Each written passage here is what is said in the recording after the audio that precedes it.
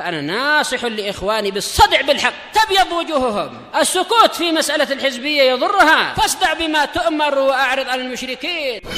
سلامي على دماج ورجالها والشيخ يحيى ودار العلم يا سعد بانيها.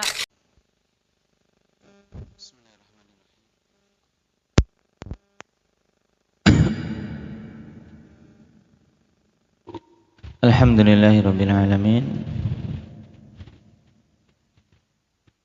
Wassalatu wassalamu ala rasulihil amin wa ala alihi wa ashabihi ajma'in, amma ba'd.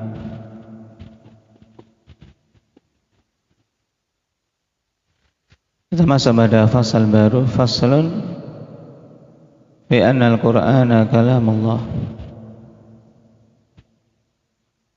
Fasal menjelaskan bahwasanya Quran itu adalah kalamullah. Setelah kita lewati bab yang ke-18 tentang penetapan sifat kalam bagi Allah di sisi ahli sunnati wal jamaah, maka di sini dibawakan fasal khusus untuk menerangkan bahwasanya Al-Quran adalah kalamullah. Qala madhabu ahli sunnati wal jamaah anna al-Qur'ana kalamullahi munazzalun ghairu makhluq minhu bada'a wa ilaihi ya'ud takallama bihi haqiqatan wa alqahu ila Jibril fanazala bihi ala qalbi Muhammadin sallallahu alaihi wasallam.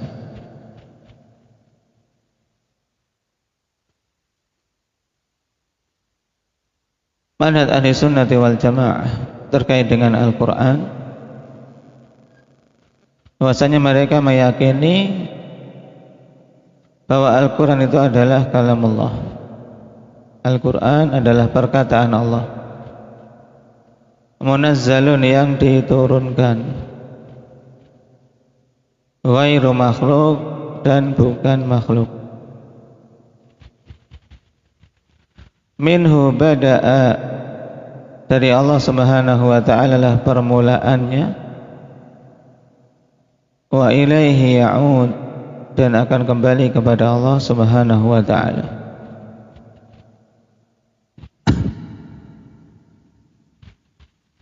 Takallama bihi haqiqatan, Allah subhanahu wa ta'ala mengatakannya secara hakiki, bukan sekedar majaz, tapi hakiki. Memang itu adalah perkataan Allah. Wa alqahu ila Jibril, kemudian Allah subhanahu wa ta'ala berikan itu kepada Jibril, dan Jibril turun membawanya pada hati Muhammad sallallahu alaihi wasallam. Itu diturunkan di hati Nabi kita Muhammad sallallahu alaihi wasallam. Jadi di sini secara lengkap diterangkan prinsip ahli sunnati wal jamaah terhadap Al-Quran. Jadi yang permulaan mengatakannya adalah Allah, kemudian disampaikan kepada malaikat Jibril. Malaikat Jibril kemudian menyampaikan hal tersebut ke hati Nabi kita Muhammad sallallahu alaihi wasallam.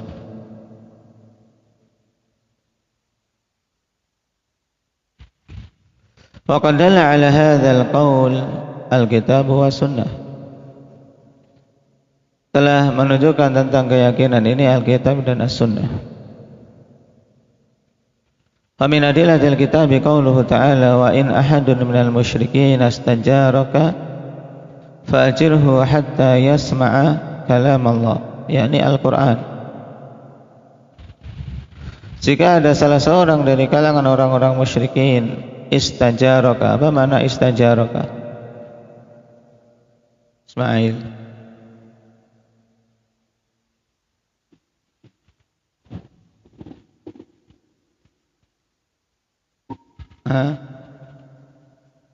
meminta perlindungan.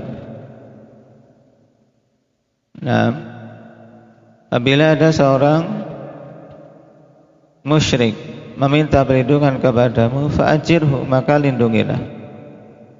Kenapa kau diberi perlindungan? Bukan karena cinta, bukan karena sayang pada orang kafir, bukan, tapi hatta yasma'a kalam Allah. Tujuannya agar dia bisa mendengar kalam Allah, kemudian harapannya bisa masuk Islam.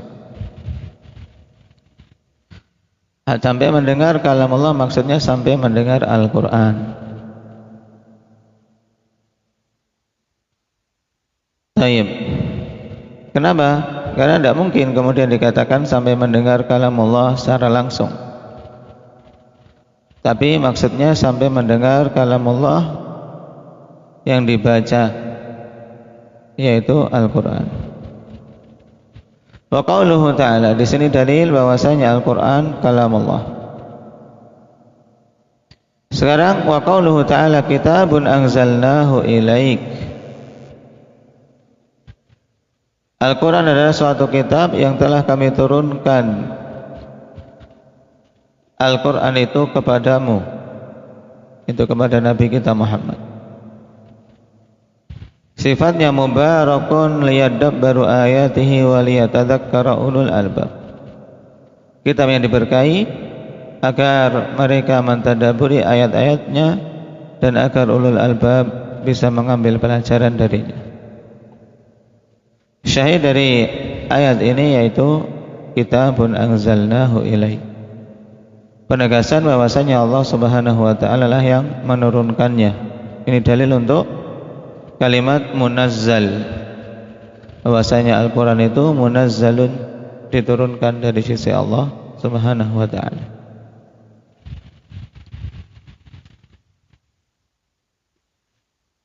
Wa qauluhu ta'ala nazala bihi ruhul amin ala qalbika litakuna minal munzirin bilisanin arabiyyin mubin.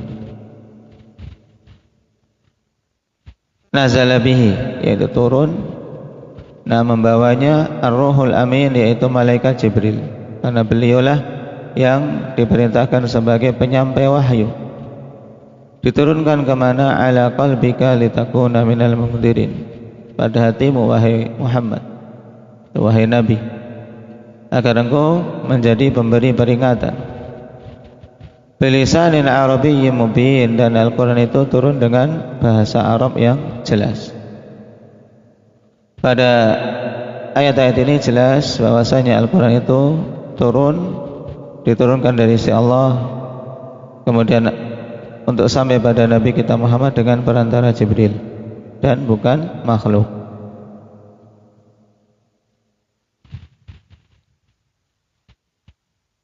Baik.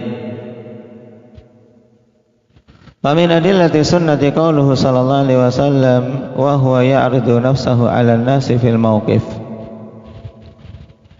Di antara dalil dari as-sunnah yaitu berkata Nabi sallallahu alaihi wasallam dalam keadaan beliau saat itu menawarkan dirinya kepada manusia di mauqif, yaitu di tempat wukuf manusia ketika mereka melakukan haji.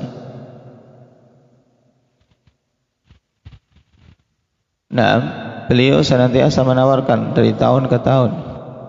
Ala rajulun yahmiluni ila qaumihi liuballigha kalama rabbi. Fa inna Quraisyan qad mana'uni an uballigha kalama rabbi azza wa jalla. Adakah seorang laki-laki yang membawaku kepada kaumnya agar aku bisa menyampaikan kalam Rabbku? Sesungguhnya Quraisy telah menghalangiku untuk menyampaikan kalam Rabbku azza wa jalla. Dan di sini jelas yang dimaksud dengan kalamu Rabbi adalah Al-Quran.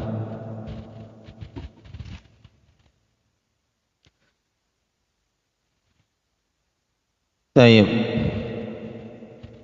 Wa qauluhu sallallahu alaihi wasallam lil Bara' ibn Azib, "Idza awaita ila firashika faqul Allahumma aslamtu nafsi ilaik wa wajjahtu wajhi ilaik wa fawwadtu amri ilaik wa alja'tu dhahri ilaik raghbatan wa rahbatan ilaik la malja'a wa la manja minka illa ilaik la malja'a wa la manja minka illa ilaik amantu bi kitabika alladhi anzalta wa bi nabiyyika alladhi arsalta. Doa sebelum tidur dalam hadits Bara'. Nah, syahidnya apa? Amantu bi kitabikal ladzi anzalta. Aku beriman dengan kitabmu yang telah engkau turunkan. Wa bi nabiyyikal ladzi arsalta, dan beriman dengan nabi yang telah engkau utus. Nah,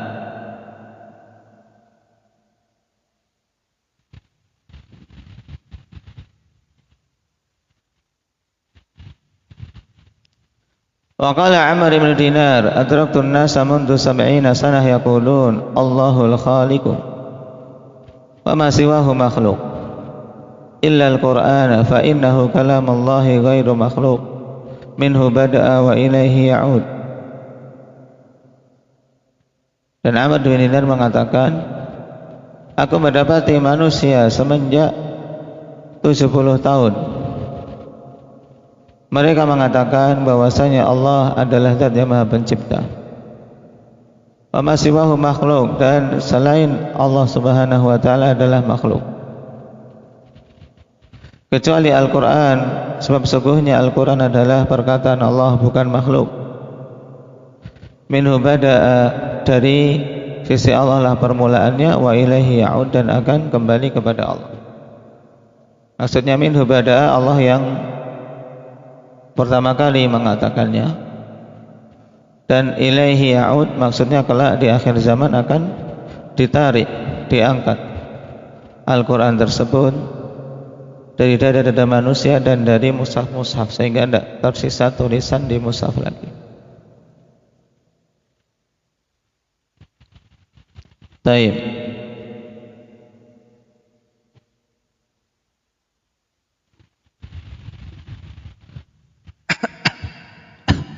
Dan di sini perkataan illal Qur'ana fa innahu kalamullah. Mungkin seorang memahami bahwasanya istisna di sini istisna apa? Muttasil, menunjukkan bahwasanya sifat Allah itu selain Allah. Nah, di sana ada pembahasan apakah sifat itu selain Allah atau yang lainnya. Dan yang perlu diketahui bahwasanya sifat Allah adalah sesuatu yang tidak terpisah dari Allah Subhanahu wa taala, sehingga jelas dia bukan makhluk.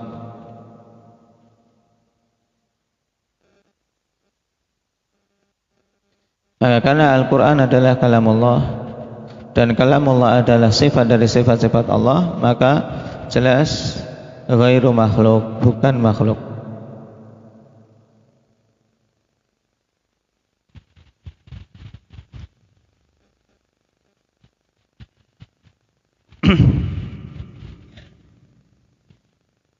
Qala ma'na qaulihim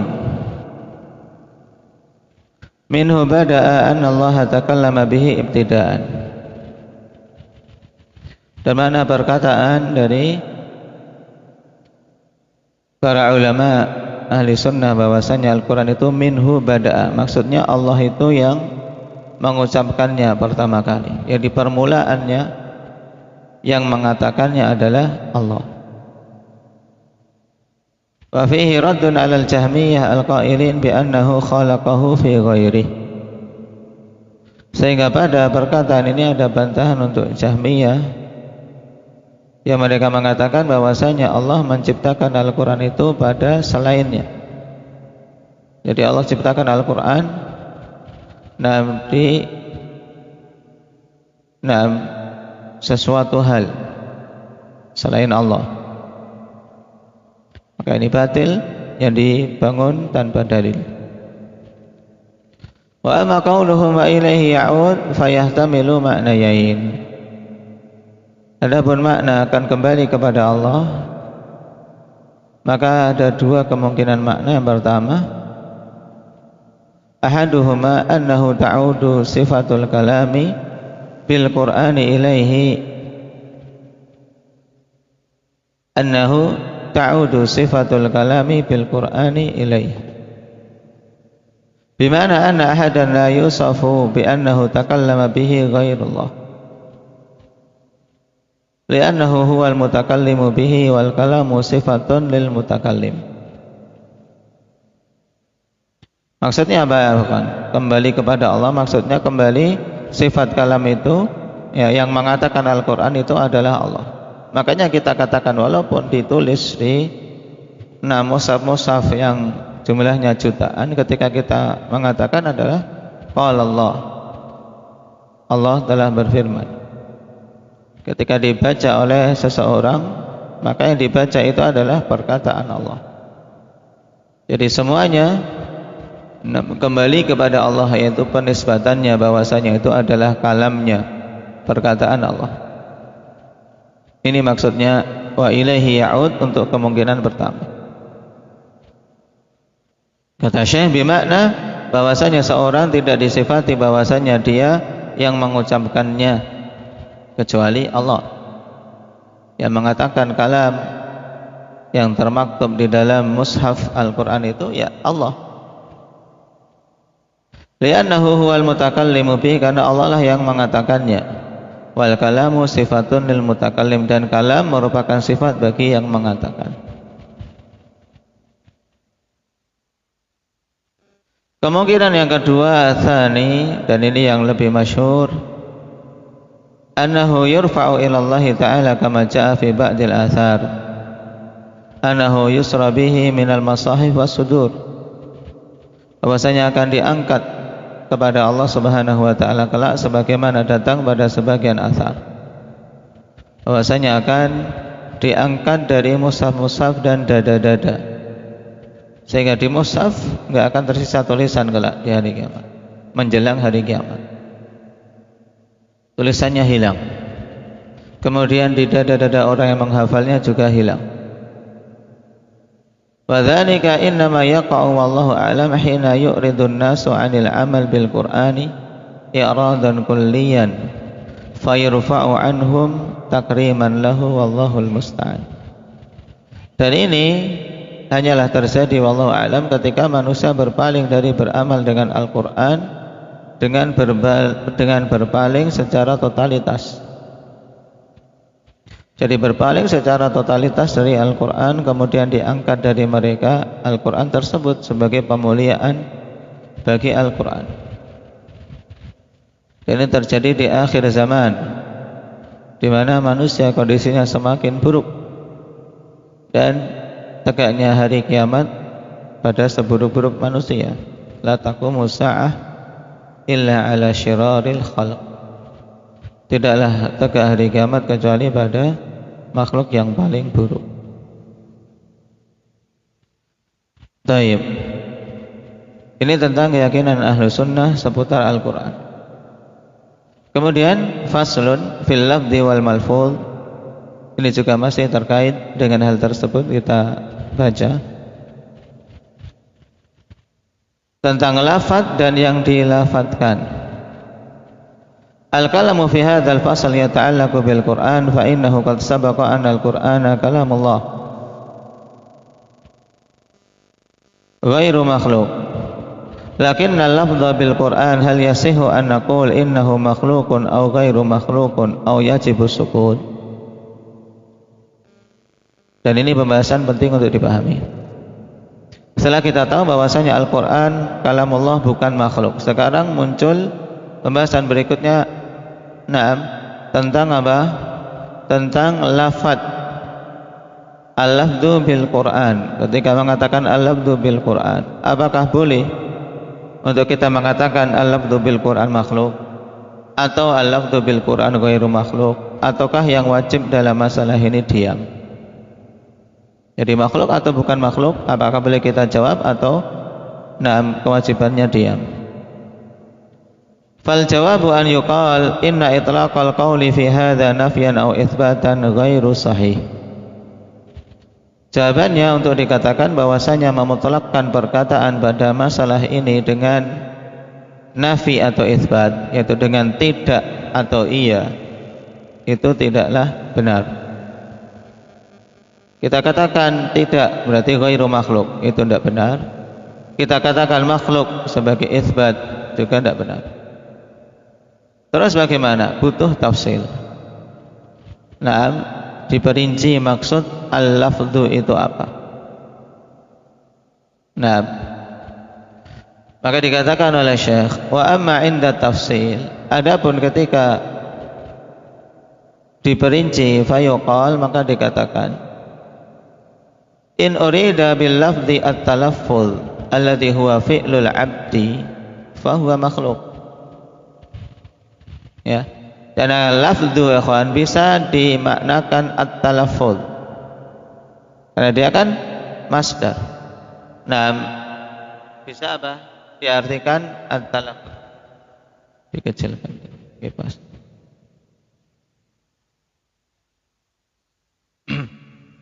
Lafdhu at-talaffuz, yang itu adalah perbuatan hamba. Maka itu adalah makhluk. Iya kan? Talaffuznya, perbuatan melafadzkan ketika membaca, gerakan bibir, gerakan lidah, ini makhluk atau bukan? Ahmad, makhluk. At-talaffuz yaitu pelafadzannya, pengucapannya. Maka ini makhluk karena perbuatan manusia. Pengucapan, ya, perbuatan manusia. Maka itu makhluk. Li'anna al-'abda wa fi'lahu makhluqan, karena hamba dan perbuatannya adalah makhluk. Wa in urida bil lafzi al malfuz bihi fa huwa kalamullah ghairu makhluk. Kemudian kalau yang dimaksud dengan al-lafdhu maksudnya adalah al malfuz bihi, yaitu yang dilafadzkan. Yang dilafadzkan. Berarti ketika seorang membaca Al-Fatihah ayat yang pertama, Alhamdulillahi Rabbil Alamin, yang dilafadzkan ini apa? Kalamullah, ya kan? Yang dilafadzkan adalah kalamullah, al-malfuz bihi. Maka itu bukan makhluk. Nah, li'anna kalamallahi min sifatihi wa sifatuhu ghairu makhluqah. Karena kalamullah adalah termasuk dari sifat-sifat Allah, sedangkan sifat-sifat Allah itu bukan makhluk. Nah, berarti ketika ditanya al-lafdhu bil Quran itu makhluk atau ghairu makhluk, kita katakan nah harus diperinci apa makna lafaz yang diinginkan di sini. Kalau al-lafdhu yang dimaksud adalah talaffuz, maka makhluk. Kalau yang dimaksud dengan lafdhu adalah malfuz bihi, yang dilafadzkan, yang diucapkan, maka makhluk atau bukan makhluk? Humam, yang diucapkan ketika antum membaca Al-Quran, yang diucapkan itu makhluk atau bukan? Bukan makhluk. Tapi perbuatanmu mengucapkan makhluk atau bukan? Masih humam? Makhluk. Baik. Ini dipahami. Qala wa yushiru ila hadha tafsili qaulul Imam Ahmad rahimahullahu ta'ala. Man qala lafzi bil Qur'ani makhluqun yuridu bihil Qur'an fahuwa jahmi. Dan telah mengisyaratkan tentang perincian ini perkataan Imam Ahmad rahimahullahu ta'ala, siapa saja mengatakan lafzi bil Qur'ani makhluk dan dia maksudkan dengannya Al-Qur'an, maka dia jahmi. Kenapa? Karena makna lafzi bil Qur'an makhluk maksudnya adalah al-malfuz, ya, malfuzi bil Qur'an, yang kulafatkan. Nah, dari ayat-ayat Al-Qur'an adalah makhluk. Berarti ini keyakinan apa? Keyakinan Jahmiyah, karena yang diinginkan adalah Al-Qur'annya. Nah, dan ini muncul ikhwan ketika mereka melemah. Taib, ketika ahlul bidah setelah pada masa Imam Ahmad ikhwan tersingkap fitnah itu dengan kekokohan Imam Ahmad. Taib, maka sebagiannya kemudian menimbulkan kerancuan. Mereka tidak secara tegas mengatakan Al-Quran itu makhluk. Kemudian beralih kepada pembahasan lafzi bil Quran. Lafzi bil Quran itu makhluk atau bukan makhluk. Ini untuk apa? Untuk menjebak ahli sunnah. Dan dia, kalau orang-orang Jahmiyah mengatakan lafzi bil Quran makhluk, maksudnya Al-Quran itu sendiri. Makanya ditegaskan oleh Imam Ahmad, fahuwa jahmi. Makanya lafaz-lafaz yang menjebak seperti ini seorang sunni harus tanggap, dan dia bisa memerinci maksudnya apa. Tidak boleh dia mengatakan iya atau tidak secara mutlak tanpa memberikan perincian. Faqauluhu yuridu bihil Qur'an yadullu ala annahu in arada bihi ghairal Qur'an wa huwa talaffuz alladhi huwa fi'lul insan falaysa bijahmi wallahu a'lam. Nah ini yuridu bil Qur'an, apabila dia menginginkan maksudnya lafzi bil Qur'an adalah Al-Qur'an itu sendiri, maka dia jahmi. Berarti menunjukkan kalau dia tidak menginginkan Al-Qur'an, atau dengan kata lain dia memaksudkan selain Al-Qur'an, yaitu talaffuz, perbuatan mengucapkan yang itu merupakan perbuatan manusia, maka berarti dia bukan jahmi. Nah ini bagus untuk dipahami.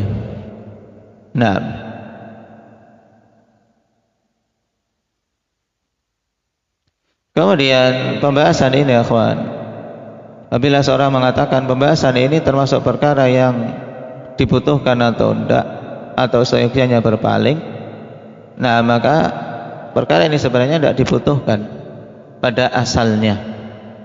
Tayyib. Dan pada asalnya untuk apa? Tidak perlu membahasnya. Cuman ketika muncul kerancuan yang didatangkan oleh ahli bidah, butuh seorang sunni mengetahui ketika bertemu dengan mereka dan diarahkan pertanyaan seperti itu, dia mampu menjawab dengan jawaban yang tepat. Wallahu ta'ala alam. Nasallallahu at-taufiq wassadad. Walhamdulillahirabbil alamin.